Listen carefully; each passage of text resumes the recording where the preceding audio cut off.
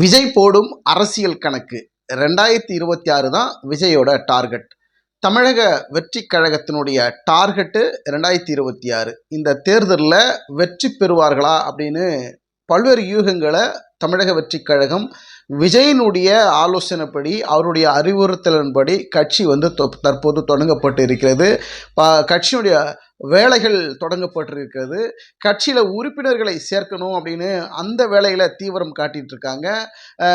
கட்சி தொடங்கி கட்சி அறிவித்த உடனேயே அவருடைய கொடியை நடக்கூடிய இடங்கள் எல்லாம் பிரச்சனைகள் வந்து வழக்கம் தொடர்ந்தாங்க.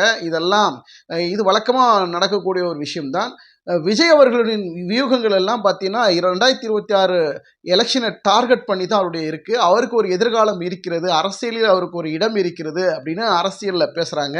இதையெல்லாம் விஜய் அவர்கள் கருத்தில் கொண்டு ஏற்கனவே இருக்கக்கூடிய அரசியல்வாதிகள் எல்லாம் எதிர்கொள்ளக்கூடிய பலரை நண்பராக ஏற்றுக்கொள்ளக்கூடிய ஒரு சூழல் வரும், பலரை எதிரிகளாக மாறக்கூடிய வாய்ப்புகள் இருக்கும். இதெல்லாம் எப்படி அவர் சந்திப்பார், அவருடைய சந்திக்கிற நேரத்தில் அவருடைய மனநிலை என்னவாக இருக்கும்? அரசியல் சாதாரணம் இல்லை, தொழில் எல்லாத்திலும் ஒரு அரசியல் இருக்குது. அது எந்த தொழிலாக இருந்தாலும் அரசியல், அதிலும் அரசியல் இருக்கிறது. இது பியூர் அரசியலுங்கிறதுனால முழுமையாக அரசியலில் ஈடுபடுவேன் என்று விஜய் அவர்கள் அறிவித்திருக்கிறார். நான் ஒப்புக்கொண்ட படங்களை மட்டும் நடித்துவிட்டு முழு நேர அரசியல்வாதியாக வந்துடுவேன் அப்படின்னு அவர் சொல்றாரு.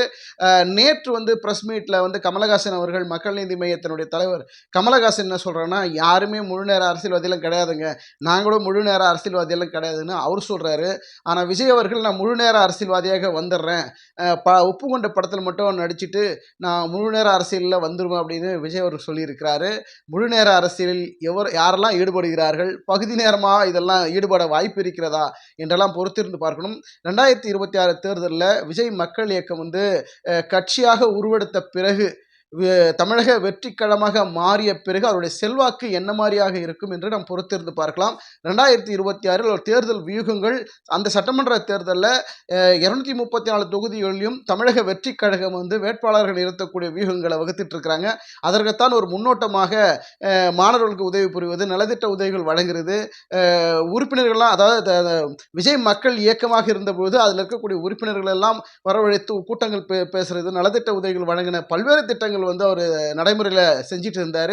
இது தற்போது தமிழக வெற்றி கழகமாக கட்சியாக மாறிய பிறகு அவர்களை இணைக்கக்கூடிய வேளையில் தமிழக வெற்றி கழகம் ஈடுபட்டிருக்காங்க. புசியானந்த் தலைமையில், புசியானந்தின் வழிகாட்டுதலில், கட்சியினுடைய தலைவரினுடைய உத்தரவின் அடிப்படையில் இந்த வேலைகளை தீவிரப்படுத்திட்டு இருக்கிறாங்க. பொறுத்திருந்து பார்ப்போம். 2026 விஜயின் அரசியல் வியூகங்கள் என்னவாக இருக்கும்? 234 தொகுதிகளிலும் வேட்பாளர் நிறுத்தினால் அவர்கள் பெறக்கூடிய தொகுதிகள், வெற்றி பெறக்கூடிய தொகுதிகள் எத்தனவாக இருக்கும்? விஜயனுடைய வாய்ஸ் அந்த தேர்தலில் பலிக்குமா என்றெல்லாம் பொறுத்திருந்தான் பார்க்கணும். நன்றி, வணக்கம்.